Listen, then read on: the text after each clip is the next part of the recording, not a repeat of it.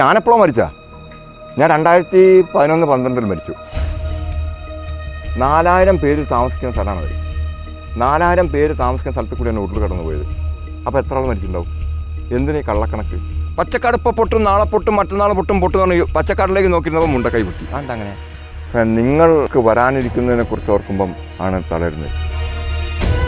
മുണ്ടക്കൈ പ്രദേശം പാരിസ്ഥിതിക ദുർബല പ്രദേശമാണെന്ന് ഇന്നറിയുന്ന കാര്യമാണോ? ആണോ? അല്ല. മുല്ലപ്പെരിയാറിന് വിള്ളലുണ്ടെന്ന് ഇന്നറിയുന്ന കാര്യമാണോ? ആണോ? നിങ്ങൾക്കൊന്നും പറയാനില്ലേ? ഇതുവരെ എങ്ങോട്ട് കൊണ്ടുപോകുന്നതെന്ന് അറിയണ്ടോ? നിങ്ങളോട് എനിക്കൊരു അമ്പിൾ റിക്വസ്റ്റ് ഉണ്ട്. 3 കോടി മലയാളികളുണ്ട്. ഒറ്റക്കെട്ടാകുക. നിങ്ങൾക്ക് വേണ്ടി. ജീവൻ നിങ്ങളുടേതാണ്, എൻ്റേതല്ല. ഞാനെപ്പോഴോ മരിച്ചാ? ഞാൻ 2011-12 മരണം സംഭവിച്ചു എനിക്ക്. അത് നിനക്കറിയില്ല. മുണ്ടക്കൈയാണ് ഉരുൾ പൊട്ടുക, അല്ലെങ്കിൽ കള്ളാടിയാണ് ഉരുൾ പൊട്ടുക, പച്ചക്കാട് ഉരുൾ പൊട്ടൂല എന്ന് പറഞ്ഞ് പഠിപ്പിച്ച് നടത്തിക്കേണ്ടതിന് പകരം അവരെ കൊണ്ട് കോളനിയിലാക്കിയിട്ട് മുണ്ടക്കൈ പൊട്ടൂല, പച്ചക്കാട് ഇനിയും പൊട്ടും എന്ന് പറഞ്ഞു. പച്ചക്കാട് പൊട്ടും, പച്ചക്കാട് കറണ്ട് കൊടുക്കാൻ പാടില്ല, പച്ചക്കാട് കാര്യം കയറാൻ പാടില്ല, പച്ചക്കാട് ഇപ്പം തീരും എന്ന് പറഞ്ഞാൽ മുണ്ടക്കൈ ബാക്ക് കൂടി പൊട്ടി. ഇതൊക്കെ അവരുടെ കളിയാണ്. അറിവില്ലായ്മ, കളിപ്പിക്കൽ, വിവരമില്ലാതാക്കിയും വിദ്യാഭ്യാസമില്ലാതാക്കിയും വിഭജിച്ചും തമ്മിൽ തല്ലിച്ചും ഇംഗ്ലീഷ് ഈസ്റ്റ് ഇന്ത്യ നടത്തുന്ന നെറികെട്ട ഭരണമാണത്. അതിൻ്റെ അനന്തരഫലങ്ങൾ നിങ്ങൾ ഉൾപ്പെടെയുള്ള ഞാൻ അനുഭവിച്ചു കഴിഞ്ഞു. അതാകുമ്പോൾ മനസ്സിലാക്കണ്ടേ. ഇനി മുണ്ടക്കൈക്ക് എന്ത് സംഭവിക്കുന്നു അറിയോ? മുണ്ടക്കൈക്ക് കൊടും ചൂട് അനുഭവപ്പെടും. മുണ്ടക്കൈ ആ ബ്രിട്ടീഷുകാർക്ക് അറിയാം ഇതൊക്കെ ഇങ്ങനെ സംഭവിക്കണം, നാളെ സംഭവിക്കുന്നു. അതെന്താ അങ്ങനെ? 84 ആദ്യം ഉരുൾ പൊട്ടി ഇവിടെ. അന്ന് എൻ്റെ പെങ്ങൾ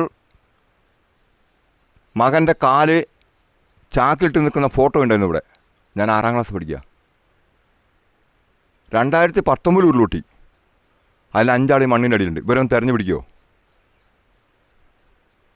ഇല്ല. ഇപ്പം എത്ര ആളുണ്ട്?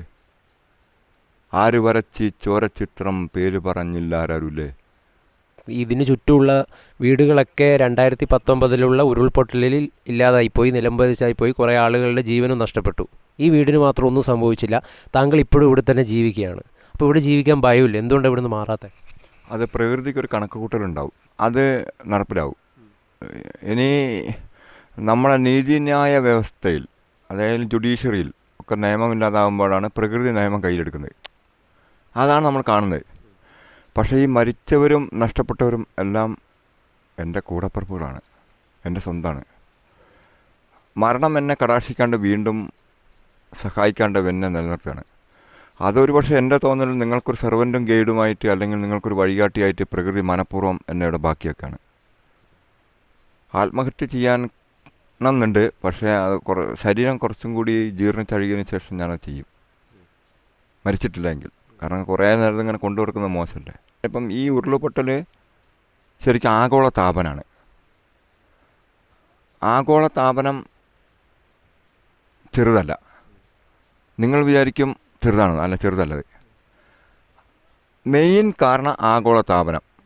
അതിനുശേഷമുള്ള മനുഷ്യൻ്റെ കടന്നുകയറ്റവും ബലപ്രയോഗവും മാലിന്യ സംസ്കരണമില്ലാത്തയും അശാസ്ത്രീയമായ പ്രവർത്തനത്തിൻ്റെയും അശ്രദ്ധയുടെയും നമ്പർ 1 ഓരോന്നിട്ട് പറയേണ്ടതുണ്ട്. നമ്മൾക്കൊരു കാലാവസ്ഥാ നിരീക്ഷണ കേന്ദ്രമല്ലേ, അവരെത്ര രൂപ മാസം ശമ്പളം മേടിക്കുന്നുണ്ട്? 10,000-ന് മുകളിൽ മേടിക്കുന്നില്ലേ? അവരെന്താ ചെയ്യുന്നത്? നമുക്ക് ഈ കൂടാരങ്ങൾ തരികയെ. മോൻ ഇന്നലെ എത്ര മണിക്ക് ഉറങ്ങിയെന്നറിയോ? ഒരു 9:45 10 മണി മോൻ ഉറങ്ങി. ഞാൻ ഉറങ്ങിയത് എത്ര മണിക്കറിയോ? 3:15-നാണ്. 2:30 വരെ എൻ്റെ മുറ്റത്ത് ശവടക്ക് നടന്നുകൊണ്ടിരിക്കുക. 2:26 വരെ ശവസംസ്കാരം താഴെ നടക്കുന്നുണ്ട്. അത് നമ്മൾക്ക് കാലാവസ്ഥ നിരീക്ഷണ വകുപ്പിൻ്റെ ആൾക്കാരുടെ സമ്മാനമാണത്. ജിയോളജിയുടെ സംഭാവനയാണത്. ബഹിരാകാശ യൂണിറ്റിൻ്റെ സംഭാവനയാണത്, അല്ലേ? ആണ്. നന്ദിയോടെ സ്മരിക്കുന്നു അവരെ. എൻ്റെ കൂടപ്പിറപ്പുകളെല്ലാം കൊന്ന ഒടുക്കുമ്പം ഞാൻ നോക്കി നിൽക്കണോ? 1 5 അക്ക ശമ്പളവും മേടിച്ച് സർക്കാർ ഓഫീസിൽ നിന്ന് റമ്മിയും കളിച്ച് മദ്യപിച്ച് ലക്ക് കിട്ടാൻ ലെവലില്ലാണ്ട് നടക്കുന്നവനെ ഞാൻ വെറുതെ വിടണോ? ഇനി എത്ര ബോഡി കിട്ടാണ്ട്? ചന്ദ്രനയാനിലേക്ക് പേടക അയക്കുന്ന ഈ ഇന്ത്യൻ ബഹിരാകാശ യൂണിറ്റിന് ഈ ചെറിയ കുഞ്ഞ് ഉരുൾപൊട്ടലിനെ കുറിച്ച് തിരിച്ചറിയാൻ ബോധമല്ലേ? ഇല്ലേ? അനാസ്ഥയല്ലേ? അശ്രദ്ധയല്ലേ? വേണമെന്ന് ചുരുത്തിയല്ലേ? ആ മരിച്ച ആയിരങ്ങളുടെ സ്വപ്നവും പ്രതീക്ഷകളും ഇവർക്ക് തിരിച്ചു കൊടുക്കാൻ പറ്റുമോ? അതിലൊരു കുഞ്ഞിൻ്റെ ജീവൻ ഇവർക്ക് തിരിച്ചു കൊടുക്കാൻ പറ്റുമോ? ഇല്ലല്ലോ. ഇനി നാളെ എന്താ അവിടെ വരാനിരിക്കുന്നത്? നാളെ എന്താ സ്ഥിതി? എന്താ അവിടെ? നാളെ ഇനി അവിടെ നിന്ന് എല്ലാവരെയും മാറ്റി പാർപ്പിക്കും. അവിടെ അല്ലാണ്ട് വേറെ എവിടെയും ഉരുളുവിട്ടൂലേ? മുല്ലപ്പെരിയാർ പൊട്ടി അവരെങ്ങോട്ട് മാറ്റിക്കും? മുല്ലപ്പെരിയാറിനൊരു ഷെയ്ക്ക് വന്നാൽ ഇവരെങ്ങോട്ട് മാറ്റിക്കും? 4 ജില്ലക്കാരെ എന്തു ചെയ്യും? ഈ രക്ഷാപ്രവർത്തനം വരുന്ന ഞങ്ങളുടെ കൂടപ്പുറപ്പുകൾ തിരിച്ചു കിട്ടുമോ? നിങ്ങൾക്ക് തിരിച്ചു തരാൻ പറ്റുമോ? ISROയ്ക്ക് തിരിച്ചു തരാൻ പറ്റുമോ? ഈ അലംഭാവത്തിന് അവർക്ക് എന്ത് മറുപടി കൊടുക്കണ്ടേ? പറയും, എന്ത് മറുപടി കൊടുക്കണ്ടേ? കുറേ മീഡിയാസിനും ഇപ്പോഴും ഫോഴ്സിനും ഉത്തരമില്ലാത്തൊരു ചോദ്യമാണത്. ഞാൻ എങ്ങനെ ഇതൊരു കണക്ഷൻ? അതായത് എനിക്ക് എന്നെ സംബന്ധിച്ചിടത്തോളം എൻ്റെ ബോഡി സ്ട്രക്ചർ, ഞാൻ എൻ്റെ മകൻ്റെ പ്രായമുള്ളൂ, നീയോ അതിന് പങ്കുവെക്കുക. ഇത് മീഡിയ അല്ലാണ്ട് നീയോ അതിന് പങ്കുവെക്കുക.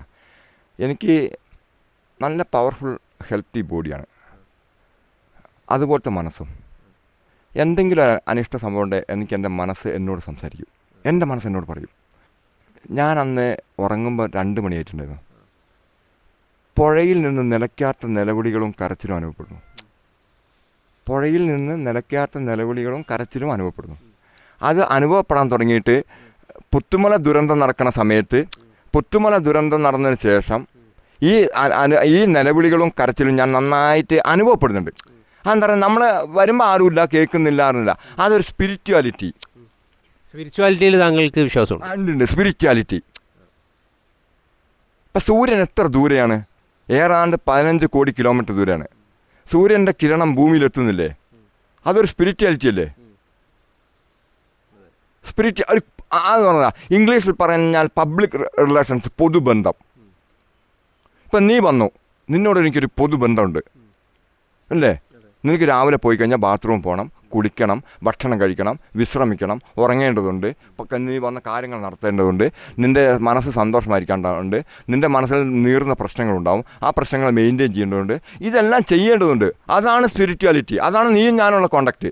ഞാനും താങ്കളും തമ്മിൽ ബന്ധമോ പരിചയമോ ഇല്ല, പക്ഷേ ജീവിതത്തിലുള്ള കോണ്ടാക്റ്റ്, നീയും ഞാനുള്ള കോണ്ടാക്റ്റ്, അതാണ് സ്പിരിച്വാലിറ്റി. കോണ്ടാക്റ്റ് അതൊന്നും നിലനിർത്തണം. അത് നിലനിർത്തില്ല പിന്നെ മനുഷ്യൻ എന്തിനാണ് ഇവിടെ? എന്തിനേയും മനുഷ്യൻ വസിക്കുന്നു. ആ ബന്ധമായിട്ട് ഉരുൾപൊട്ടിയ വിവരം ഞാൻ അറിയുന്നില്ല. ഞാൻ പിറ്റന്നാൾ രാവിലെ 9 മണിക്ക് അറിയുന്നത്. അന്ന് രാത്രി പുഴയിൽ നിന്ന് അപ്പം ഞാൻ പുഴയിൽ എനിക്ക് കരച്ചിലിങ്ങനെ, ഞാൻ പുഴയിൽ 2 പ്രാവശ്യം രാത്രി പോയി. മുകളിൽ ഉരുൾ പൊട്ടിയിട്ടുണ്ട്, പുത്തുമല ഉരുൾ പൊട്ടിയിട്ടുണ്ട്. ഇതാരും അറിഞ്ഞിട്ടില്ല. താഴെ പാലം ക്ലോസ് ആയി. പാലം 2-3 പ്രാവശ്യം തുറന്നു വിട്ടിട്ട് പാലം അടിച്ച് താർത്ത് പോകും. അതായത് നിനക്ക് ടോയ്ലറ്റിൽ പോകാൻ സമയത്ത് നിന്നെ കൊണ്ടുപോയി ടോയ്ലറ്റിൽ ഇരുത്തണം.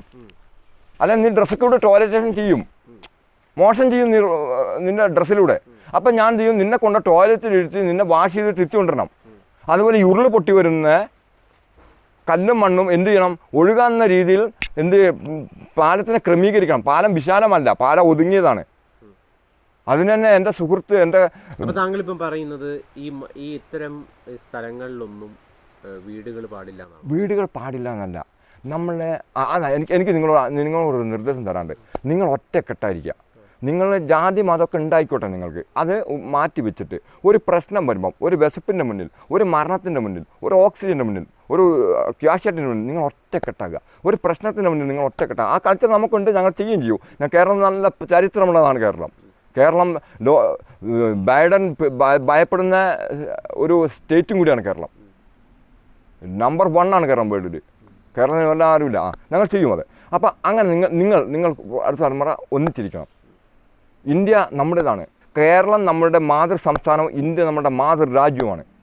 ഈ ഇന്ത്യയെ രക്ഷിക്കാൻ നമുക്കേ കഴിയുള്ളൂ. നമുക്കാണ് വേണ്ടത് ഇന്ത്യ. രാഷ്ട്രീയക്കാർക്കോ മതഭ്രാന്തന്മാർക്കോ ഉദ്യോഗസ്ഥ വെള്ളാനകൾക്കും അല്ല, നമ്മൾക്കാണ്, സാധാരണക്കാരായ നമ്മൾക്കാണ് ഈ ഇന്ത്യ വേണ്ടത്. ഇവിടെ നിങ്ങൾ ഹോം സ്റ്റേ ഒക്കെ പ്രൊവൈഡ് ചെയ്യാറുണ്ടല്ലേ? ഹോം സ്റ്റേ പ്രൊവൈഡ് ചെയ്യാറുണ്ട്. ഹോം സ്റ്റേ പ്രൊവൈഡ് ചെയ്യാന്ന് പറഞ്ഞാൽ അതിന് ഇവിടെ ഉരുൾപൊട്ടലിന് ശേഷം ഇവിടെ ലാൻഡ് സ്ലൈഡിങ് ആക്കിയിട്ട് ഒഴിപ്പിച്ച സ്ഥലമാണ്. പക്ഷേ ഇവിടെ വരാനും കൃഷി ചെയ്യാം. നമുക്ക് കൃഷി ചെയ്യുക, താമസിക്കുക. പ്രകൃതി ദുരന്തം വരുമ്പം അവർക്ക് ഇനി ഉത്തരവാദിത്തം വഹിക്കാൻ പറ്റില്ല. പക്ഷേ ഇവിടെ ഇനി പ്രകൃതി ദുരന്തം പറയുന്ന സാധ്യതയില്ല. ഇനി ഉണ്ടക്കൈ വരാം, ചിലപ്പോൾ മുല്ലപ്പെരിയാർ വരാം, ചിലപ്പോൾ ചെമ്പ്ര വരാം. അങ്ങനെ നമ്മൾ മൊത്തത്തിൽ നിൻ്റെ എല്ലാ ഭാഗവും ഇതൊരു ഒരു ആളുകൾ താമസിക്കാത്തൊരു സ്ഥലമായി മാറ്റിയിരിക്കുകയാണ്. ഇവിടെ ഇപ്പോൾ ആരെങ്കിലും താമസിക്കണമെന്ന് ഞാൻ അനുവദിക്കാൻ കഴിയില്ല. കാരണം HML ഒഴിവാക്കാൻ പറ്റുമോ ഫോറസ്റ്റിനെ?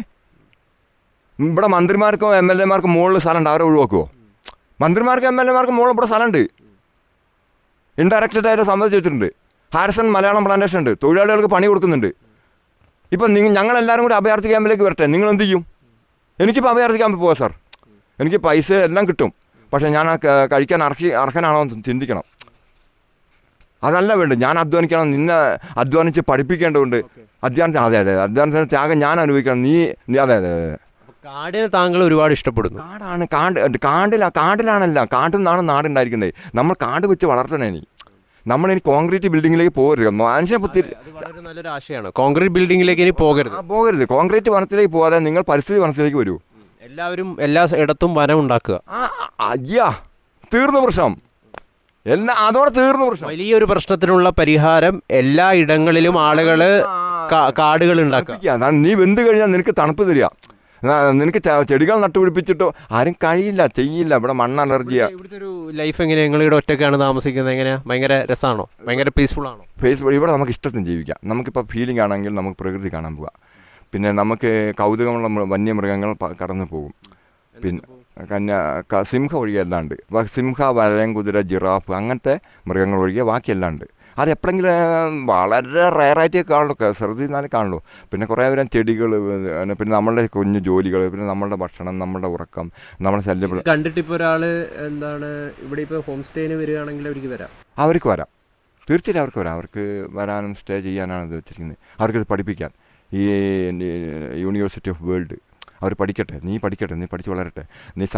നിങ്ങൾ സാഹോദര്യം വളരട്ടെ, മനുഷ്യത്വം വളരട്ടെ, മനുഷ്യ സ്നേഹം വളരട്ടെ, പരസ്പര സഹായം വളരട്ടെ.